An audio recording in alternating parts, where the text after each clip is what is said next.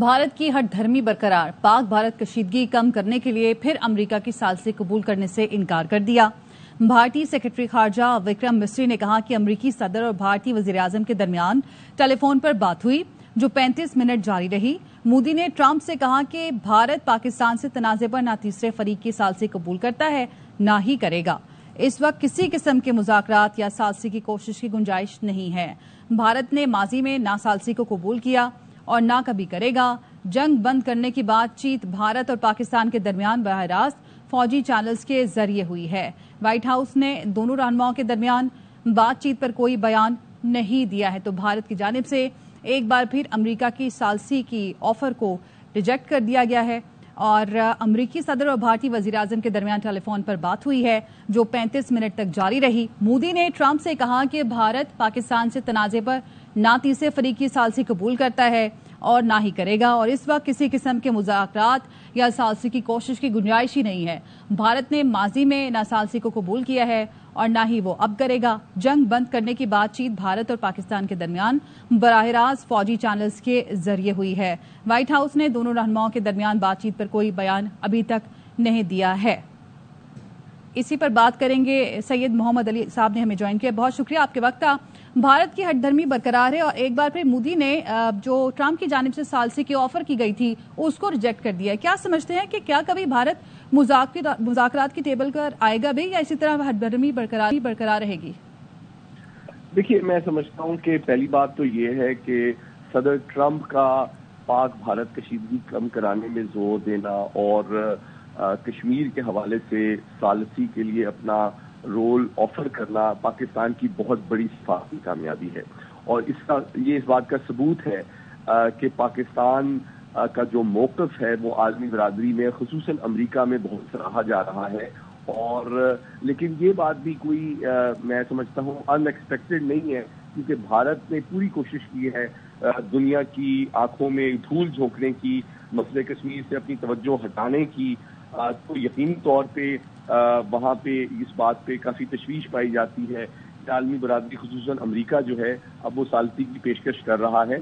लेकिन इसको कम्प्लीटली जो अमेरिकी पेशकश को इग्नोर करना भारत के मफाद में इसलिए नहीं है क्योंकि फिर अगर वो इस सालिसी की पेशकश को मुकम्मल तौर पर रिजेक्ट करता है तो यकीनी तौर पर अमेरिका के साथ भी उसके ताल्लुकात मुतासिर होंगे। और जनूबी एशिया में आज जबकि पाकिस्तान के फील्ड मार्शल साहब जो है उनकी मुलाकात भी हो रही है व्हाइट हाउस में सदर ट्रंप से, तो फिर ये इस बात का सबूत है कि जनूबी एशिया में के हवाले से अमेरिका की पॉलिसी और सोच में तब्दीली आ रही है। तो भारत के जो गैर जिम्मेदाराना तस्वीराती तर्ज अमल है उसको भी देख रहे हैं और पाकिस्तान के अमन और सलामती के लिए जो इंतहाई जिम्मेदार रवैया है उसको भी अप्रिशिएट कर रहे हैं। तो मैं समझता हूँ पाक अमेरिका ताल्लुकात में भी एक मुस्बत पेशरफ्त आएगी और भारत के लिए जो शर्मिंदगी का बायस है और जो नदामत और परेशानी का बायस है वो उसकी गलत पॉलिसियों का नतीजा और कसूर है। तो मैं इसको अनएक्सपेक्टेड नहीं समझता कि वो उस ऑफर को रिजेक्ट करें, लेकिन बहरहाल अमेरिका की जो पेशकश है उसको कम्प्लीटली इग्नोर करना उनके मफाद में नहीं है। लेकिन आप क्या समझते हैं वजह क्या हो सकती है? बार बार भारत क्यों इनकार करता है सालिसी की ऑफर कबूल करने से? क्यों इस बात पर वो मुज़ाकरात की टेबल पर नहीं आना चाहता है? क्या वजह हो सकती है? भाई देखिए, बुनियादी बात ये है कि भारत ने तो 5 अगस्त 2019 को जो फैसला किया आर्टिकल 370 को खत्म करने का, उसका मकसद ये है कि अब उनके कागजों में तो मसला कश्मीर खत्म हो गया, उन्होंने तो कश्मीर पे जो फौजी कब्जा किया था उसको सियासी रंग भी दे दिया और आईनी तहफ़्फ़ुज़ भी दे दिया। तो उनके नज़दीक तो ये इंटरनल मामला है। लेकिन जब भी पाक भारत कशीदगी होती है या आलमी बरादरी जो है इसका नोटिस लेती है तो भारत की ये जो गैर कानूनी कब्जे की हकीकत है वो दुनिया के सामने आती है और यकीनी तौर पे वो उसको जस्टिफाई करने में नाकाम नजर आता है। और जो कि इस बात का सबूत है कि पाकिस्तान का जो मौक़िफ़ है कश्मीर के हवाले से वो बिल्कुल दुरुस्त भी है, कानूनी इखलाकी एतबार से, सिफारती एतबार से, और वो पाकिस्तान की सिफारती कामयाबी भी है। गुजरने के साथ साथ आलमी बरादरी ख़ुसूसन आलमी ताकतें ख़ुसूसन अमेरिका जो है वो उसको सपोर्ट भी कर रहा है और भारत पर जोर भी दिया जा रहा है कि वो बजाय इसके कि पाकिस्तान के खिलाफ गैर जिम्मेदाराना अंदाज में जारियत करे वो मुज़ाकरात की टेबल पर आए और देरपा انداز میں فیصلہ کن جو پرامن انداز میں مسئلہ کشمیر ہے اس کو سفارتکاری کے ذریعے سے حل کیا جا سکے۔ اچھا، آپ کیا سمجھتے ہیں بھارت چاہتا کیا ہے آخر؟ نہ ہی وہ UN کی قراردادوں کے مطابق مسئلہ کشمیر حل کرنا چاہتا ہے، نہ ہی وہ مذاکرات کی ٹیبل پر آتا ہے، تو پھر اس کے علاوہ آپشن کیا بچتا ہے؟ جی دیکھیے، بھارت تو یہی چاہتا ہے کہ اس کو مذاکرات نہ کرنے پڑے، وہ تو چاہتا ہے کہ اس کا قبضہ برقرار رہے اور پوری دنیا اس کے قبضے کو مان لے۔ تو یقینی طور پہ کشمیری اور پاکستان اور عالمی برادری، اقوام متحدہ اس طرح کے جو ناجائز فوجی جبر و استبداد پر مبنی قبضہ ہے اقوام متحدہ کی قراردادوں اور عالمی قوانین کے خلاف، اس کو تو برداشت نہیں کر سکتے۔ تو یقینی طور پہ بھارت کی تو پوری کوشش ہے کہ اس کے قبضے کو دنیا قبول کر لے، لیکن یہ ایسا ہوگا نہیں، اور وقت گزرنے کے ساتھ ساتھ عالمی برادری کا جو پریشر ہے وہ اس پہ بڑھے گا، اور جو مسئلہ کشمیر کے حوالے سے اس کی اہمیت، نزاکت اور پاکستان کے موقف کی جو ستائش اور پذیرائی پاکستان کو حاصل ہو رہی ہے، اس میں وقت گزرنے کے ساتھ ساتھ اضافہ ہوتا جائے گا۔ تو آپ کیا سمجھتے ہیں امریکہ اور دیگر جو خطے کی اور دنیا کی بڑی طاقتیں ہیں وہ بھارت کو کیسے پریشرائز کر سکتی ہیں کہ وہ مسئلہ کشمیر پر بات کر سکے، ثالثی قبول کر سکے؟ دیکھیے، میں سمجھتا ہوں کہ میں اپریشیٹ کرتا ہوں صدر ٹرمپ کے اس موقف کو کہ وہ پاک بھارت جو ہے وہ مصالحت کرانا چاہتے ہیں، خصوصاً مسئلہ کشمیر کے حوالے سے، اور میں سمجھتا ہوں کہ جو باقی عالمی فورمز ہیں، خصوصاً جو اقوام متحدہ ہے، پاکستان اس وقت نان پرماننٹ ممبر ہے سیکورٹی کونسل کا، UN ہیومن رائٹس کمیشن ہے، اور جو دیگر عالمی ادارے ہیں، اس میں پاکستان اس مسئلے کو اٹھائے تاکہ بھارت کے اوپر صرف یک طرفہ نہیں بلکہ پوری عالمی برادری اور مختلف ملٹی لیٹرل فورمز کا دباؤ ڈالا جا سکے، تاکہ بھارت جو ہے وہ صرف اپنی جو ہردرمی کی پالیسی ہے اس پہ نظر ثانی پر مجبور ہو سکے۔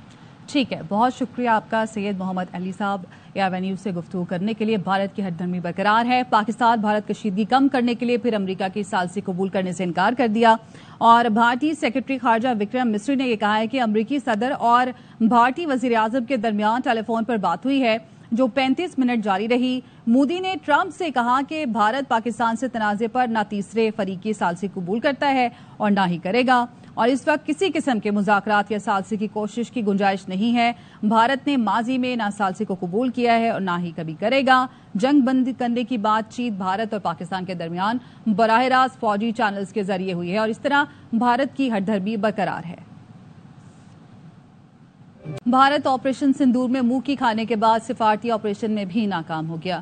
دی وائر نے تجزیہ کرتے ہوئے لکھا کہ مودی کی ملٹی الائنس پالیسی دھری کی دھری رہ گئی۔ چین نے آپریشن بنیان مرصوص میں پاکستان کا کھل کر ساتھ دیا، پاکستان کو سیٹلائٹ تصاویر اور فضائی دفاع میں مدد دی۔ چین نے بھارت کو بھی خبردار کیا، سنتاس معاہدے کی خلاف ورزی پر برہما پترا کا پانی روکا جا سکتا ہے۔ اقوام متحدہ میں بھارت کی سفارتی چالیں ناکام ہوئی ہیں۔ UN پریس ریلیز میں پاکستان یا کسی دہشت گرد گروہ کا ذکر تک نہیں ہے۔ ٹرمپ کی مداخلت نے بھارتی بیانیے کو جھٹکا لگایا۔ ٹرمپ نے مسئلہ کشمیر عالمی سطح پر اجاگر کیا۔ ٹرمپ کی مداخلت نے بھارت کے خواب چکنا چور کر دیے۔ سینٹ کام چیف اور ٹرمپ نے پاکستانی قیادت کی تعریف کی۔ فیلڈ مارشل عاصم منیر کو عسکری شراکت داری کے لیے دورہ واشنگٹن کی دعوت بھی ملی۔ بھارت کی پاکستان کو تنہا کرنے کی کوشش ناکام رہی۔ امریکہ سمیت کئی ممالک نے پاکستان کا ساتھ دیا۔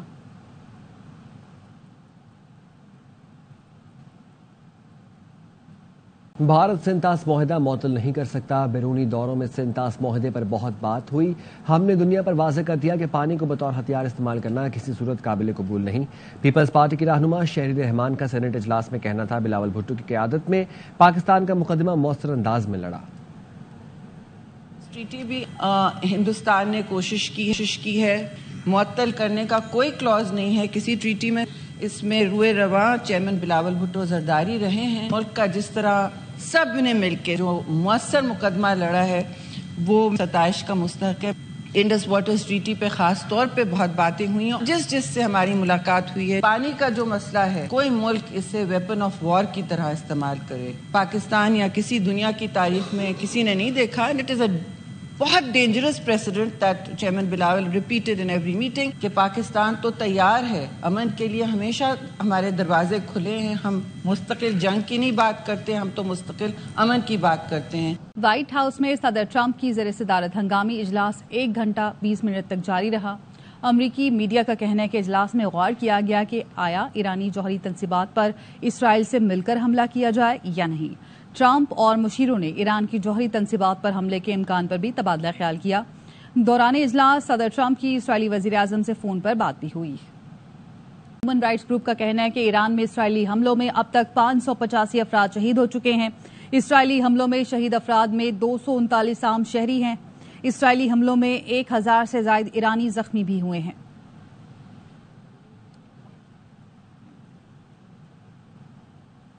اسرائیل کی جانب سے ایران پر فضائی حملے جاری ہیں۔ اسرائیل نے ایرانی centrifuge production site missile factory کو نشانہ بنانے کا دعویٰ کیا۔ اسرائیلی فورسز نے اپنے جاری بیان میں کہا کہ گزشتہ رات ایران پر حملوں میں 50 سے زائد طیاروں نے حصہ لیا۔ تہران میں سینٹریفیوج پروڈکشن سائٹ کو نشانہ بنایا گیا۔ دہشت گرد صہیونی حکومت کو طاقتور جواب دینا ہوگا۔ ایرانی سپریم لیڈر آیت اللہ خامنائی نے سماجی رابطے کی ویب سائٹ پر عبرانی زبان میں لکھا کہ ہم صہیونیوں پر کوئی رحم نہیں کریں گے، صہیونیوں سے کوئی سمجھوتا نہیں ہوگا۔ چاغی میں نوکچا کے قریب ریلوے ٹریک متاثر ہونے سے پاک ایران ریل سروس دوسرے روز بھی معطل ہے۔ ریلوے حکام کا کہنا ہے پاک ایران ریل سروس کی بحالی کے لیے ریسکیو ٹیمیں کام کر رہی ہیں۔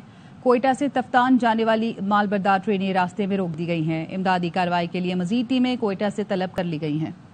فرانسیسی صدر میکرون نے ایران میں طاقت کے ذریعے حکومت کی تبدیلی کی مخالفت کر دی۔ فرانسیسی صدر نے متنبہ کیا کہ ایران میں طاقت کے ذریعے حکومت تبدیلی بڑی غلطی ہوگی۔ ٹرمپ نے ایران سے متعلق موقف میں 24 گھنٹے میں تبدیلی کی۔ ایران سے متعلق سفارتکاری ہی واحد اور پائیدار راستہ ہے۔ فرانسیسی صدر نے ایران پر دباؤ بڑھانے کے امریکی اقدامات پر تشویش کا اظہار کیا۔ فرانسیسی صدر میکرون نے ایران کے ساتھ مذاکرات کی بحالی پر زور دیا۔ امریکی ارکان کانگریس کی ایران اسرائیل جنگ میں مداخلت روکنے کی قرارداد پیش۔ ریپبلکن تھامس میسی اور ڈیموکریٹ روکنا نے مشترکہ قرارداد پیش کی۔ قرارداد میں موقف اختیار کیا گیا کہ جنگ کا اعلان صرف کانگریس کا اختیار ہے، یہ ہماری جنگ نہیں، آئین کے مطابق فیصلہ کانگریس کرے گی۔ مشرق وسطی کی ایک اور تباہ کن جنگ میں نہیں گھسیٹا جانا چاہیے۔ قرارداد میں ایران کے خلاف کسی بھی فوجی اقدام کے لیے کانگریس کی منظوری لازمی قرار دی گئی ہے۔ ایران جوہری بم بنانے میں سرگرم تھانا فوری طور پر بم بنانے کے قابل۔ امریکی انٹیلیجنس مشیر نے رپورٹ میں انکشاف کر دیا۔ امریکی صدر ڈونلڈ ٹرمپ نے اعلیٰ انٹیلیجنس مشیر کی رپورٹ کو مسترد کرتے ہوئے کہا تہران ایٹمی ہتھیار بنانے کے قریب تھا۔ CNN نے رپورٹ کے حوالے سے بتایا ایران جوہری ہتھیار بنانے کے قابل ہونے سے 3 سال دور تھا۔ IAEA کا کہنا ہے ایران کے پاس جوہری ہتھیار کے لیے درکار افزودہ یورینیم کی مطلوبہ مقدار موجود ہے، لیکن ابھی تک اسے ہتھیار کی شکل دینے کی سمت کوئی واضح قدم نہیں اٹھایا۔ متحدہ عرب امارات کے صدر شیخ محمد زاید ال نہیان نے ایرانی ہم منصب مسعود پزشکیان سے ٹیلی فون پر بات کی۔ کہا موجودہ حالات میں ایران اور اس کے عوام کے ساتھ ہیں، صورتحال کو کنٹرول کرنے کے لیے فریقوں کے ساتھ رابطے میں ہیں۔ حوثیوں نے ایران کی حمایت کا اعلان کرتے ہوئے کہا غزہ کی طرح ایران کا بھی ساتھ دیں گے، اسرائیل کے خلاف جنگ میں ایران کی حمایت کے لیے مداخلت کرے گا۔ کراچی رہائش کے لیے دنیا کا چوتھا بدترین شہر ہے۔ اکانومسٹ انٹیلیجنس یونٹ نے گلوبل سروے جاری کر دیا جس کے مطابق دنیا کے 173 شہروں میں کراچی کا 170 نمبر ہے۔ سروے میں کراچی صرف ڈھاکہ، طرابلس اور دمشق سے کچھ ہی بہتر ہے۔ انڈیکس میں کراچی کا سکور 100 میں سے 42 تھا۔ یہ واحد پاکستانی شہر ہے جو اس فہرست میں شامل کیا گیا، جبکہ کوپن ہیگن کو رہنے کے قابل شہروں میں سر فہرست قرار دیا گیا۔ سروے صحت، انفراسٹرکچر، تعلیم، ماحول اور استحکام کی بنیاد پر کیا گیا۔ عطا آباد جھیل میں سیوریج کا پانی شامل کرنے پر ہنزا میں واقع ہوٹل سیل کر دیا گیا۔ ایک غیر ملکی سیاح نے سوشل میڈیا پر ایک ویڈیو پوسٹ کی تھی جس میں ہوٹل کے سیوریج کا پانی عطا آباد جھیل میں شامل کرتے دکھایا گیا تھا، جس پر GB ماحولیاتی تحفظ ایجنسی اور ضلع انتظامیہ نے ہوٹل کا ایک حصہ سیل کر دیا۔ ہوٹل پر 15 لاکھ روپے جرمانہ بھی عائد کیا گیا ہے، جبکہ تمام ہوٹلز کی NOCs پر نظر ثانی کا فیصلہ بھی کیا گیا ہے۔ غیر ملکی سیاح کی ویڈیو میں دیکھا جا سکتا ہے کہ سیوریج کا پانی شامل ہونے سے عطا آباد جھیل کے پانی کا رنگ تبدیل ہو گیا۔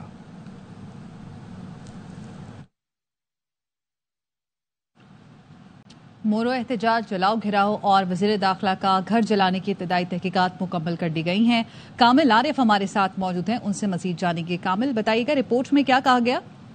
हाँ जी, देखिए 20 मई को नौशेरों के इलाके में, मोरो के इलाके में जो एहतजाज हुआ था, उसमें वज़ीर दाखिला सिंध का घर जलाया गया था। उसके ऊपर डीआईजी इरफान बलोच की सरबराही में एक तहकीकाती टीम तश्कील की थी, जिसने इब्तदाई तहकीकात मुकम्मल की और उसमें काफी अहम इंकशाफात सामने आए हैं। उसमें पहला इंकशाफ तो ये सामने आया है कि वज़ीर दाखिला सिंध का घर जो है एक साजिश के तहत जलाया गया।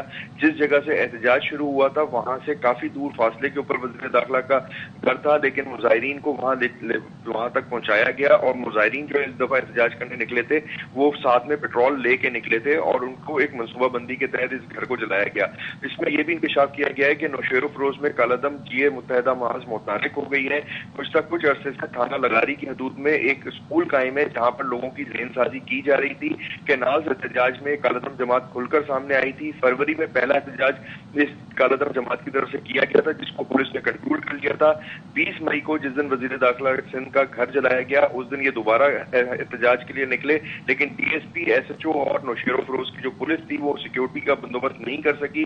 जितना फुल प्रूफ सिक्योरिटी का प्लान तरतीब देना चाहिए था, पुलिस की तरफ से गफलत की गई। उसके अंदर पुलिस की 2 राइफलें भी छीनी गई और मुजाहिरीन ने पेट्रोल के साथ जो है हमले भी किए। और साथ ही साथ ये कहा गया कि इस फायरिंग के वाकये में जो 2 अफराद जहां भाग हुए थे, उसमें से एक जो जहां भाग शख्स था इरफान लगारी, उसके पास पुलिस की सरकारी एसएमजी छीनी हुई थी और फायरिंग जो है 2 तरफा हुई थी, यानी कि मुजाहिरीन ने भी फायरिंग की थी, पुलिस ने भी की थी। और इस पूरे वाकये में जहां मुजाहिरीन का रोल जो है वो बताया गया है कि कालादम जमात ने किस तरीके से मनसूबाबंदी की, वहीं ये भी बताया गया है कि पुलिस के पास इंफॉर्मेशन थी, पुलिस ने उसके हिसाब से सिक्योरिटी का बंदोबस्त नहीं किया, जिसकी वजह से जो है मुजाहिरीन को खुल के एहतजाज करने का मौका मिला और पुलिस जो है सिक्योरिटी मुकम्मल देने में नाकाम। ठीक है, बहुत शुक्रिया आपका अपडेट करने के लिए। जुडिशल काउंसिल या आर्टिकल 6 ट्रायल की स्पेशल कोर्ट में जजेस खास मुद्दत के लिए जाते हैं। यहां सवाल यह है कि आर्टिकल 200 के तहत जज का तबादला मुस्तकिल होगा या आरजी। जस्टिस नईम अख्तर अफगान के सुप्रीम कोर्ट में जजेस ट्रांसफर केस में रिमार्क्स।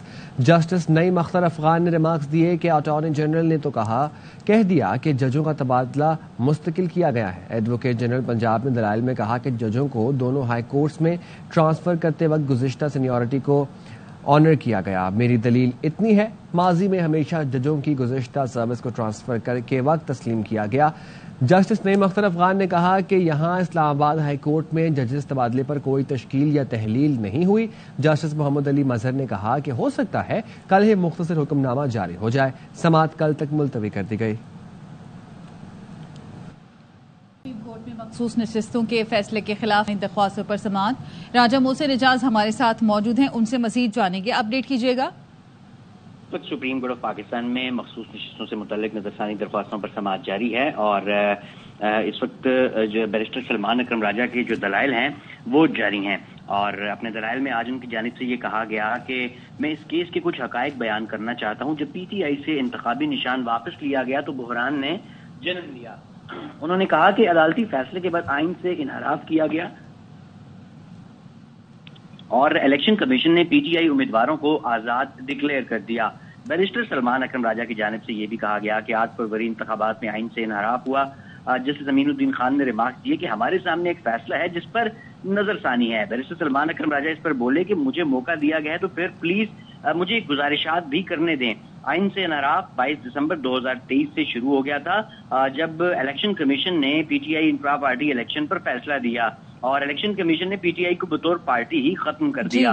बैरिस्टर सलमान अकरम राजा ने अपने दलाइल में ये भी कहा कि इस केस के इस फैसले के बाद कुछ लोगों ने बतौर आजाद उम्मीदवार कागजात जमा कराए और उम्मीदवारों को ये खदशा था कि कागजात नामजदगी मुस्तरद कर दिए जाएंगे और 13 जनवरी को फिर सुप्रीम कोर्ट ने भी इलेक्शन कमीशन का इस सिलसिले में जो फैसला था वो बरकरार रखा और जिन पीटीआई उम्मीदवारों ने टिकट जमा भी करवाए थे वो भी वापस कर दिए गए। बैरिस्टर सलमान अकरम राजा ने कहा कि मैंने भी टिकट जमा करवाया था जो इन्होंने वापस कर दिया और मेरे पास इस सिलसिले में रिकॉर्ड मौजूद है। मगर ठीक है, बहुत शुक्रिया आपका अपडेट करने के लिए। बैनुल-अक़वामी यूनिवर्सिटी की तहकीक ने कराची के इलाके मलीर लांढी और इतराफ के साहली इलाकों का जमीन में धंसने का इंकशाफ जाहिर किया है। माहिरीन कहते हैं कि माहौलियाती मसाइल संगीन होते जा रहे हैं। अगर अब भी इस पर मनसूबाबंदी न की गई तो बड़े नुकसान का खतरा है। तफसीलात कराची से रूहा फातिमा की रिपोर्ट में। जमीन खामोश है लेकिन खतरा बढ़ता जा रहा है। ये मिट्टी पुकार रही है कि अब तो सोच लो मैं धंसती जा रही हूँ। پاکستان کا معاشی ہب کراچی اب خطرے میں ہے۔ بین الاقوامی تحقیق کے مطابق 2014 سے 2020 کے درمیان لانڈی اور ملیر کی زمین 15.7 سینٹی میٹر تک دھنسی ہے۔ پورا جو سمندر کا کنارہ ہے، کیماڑی سے لے کے ڈی ایچ اے اور پھر ڈی ایچ اے سے آپ آگے چلیں تو شاہ فیصل، ملیر اور یہ اسٹیل ٹاؤن تک آپ چلے جائیں تو یہ پورا جو پٹی ہے یہ خاص طور پہ جو ہے دھستی جا رہی ہے۔ رپورٹ کے مطابق یہ رفتار چینی شہر تیانجن کے بعد دنیا میں تیز ترین ریکارڈ ہوئی، جس سے شہر کے ساحلی علاقوں پر زمین بوس ہونے کا خطرہ بڑھ گیا ہے۔ ایک طرف سمندر چڑھ رہا ہے اور دوسری طرف زمین دھس رہی ہے، اس کا مطلب ہے یہ پیالہ بنتا جا رہا ہے، اور اگر ہلکی پھلکی سونامی ویو آ گئی تو اس کے اندر پانی بھر جائے گا۔ ماہرین کہتے ہیں زیر زمین پانی کے بے تحاشا استعمال، بیجا تعمیرات اور ساحلی زمینوں کے غیر ضروری استعمال ہونے سے آئندہ چند برسوں میں شہر میں سیلابی صورتحال پیدا ہو سکتی ہے۔ ابھی جتنے گورنمنٹ کے کام ہو رہے ہیں وہ ماسٹر پلان کے تحت نہیں ہو رہے ہیں گورنمنٹ کے۔ جب آپ کنکریٹ کا شہر بنا دیتے ہیں تو پھر وہ پانی جو ہے نا وہ زمین میں جانے کے بجائے وہ آپ کے گٹر میں جاتا ہے، پھر نالوں میں جاتا ہے، پھر سمندر میں جاتا ہے۔ پانی آپ کتنا نکال سکتے ہیں؟ ماہرین نے متعلقہ اداروں سے مطالبہ کیا ہے کہ بورنگ پر فوری پابندی لگائی جائے اور متبادل ذرائع سے پانی کی فراہمی کو یقینی بنایا جائے۔ بظاہر تو معمولی نظر آنے والا یہ عمل آئندہ چند برسوں میں کراچی میں شدید ماحولیاتی تباہی کا سبب بن سکتا ہے۔ اگر اب بھی ہم نے ہوش کے ناخن نہ لیے تو شہر صرف نقشے پر ہی باقی رہ جائے گا۔ کیمرامین محسن شبیر کے ساتھ روحا فاطمہ، ARY نیوز کراچی۔ اب تک کے لیے اتنا ہی۔ مزید خبروں اور اپڈیٹس کے لیے دیکھتے رہیے ARY نیوز۔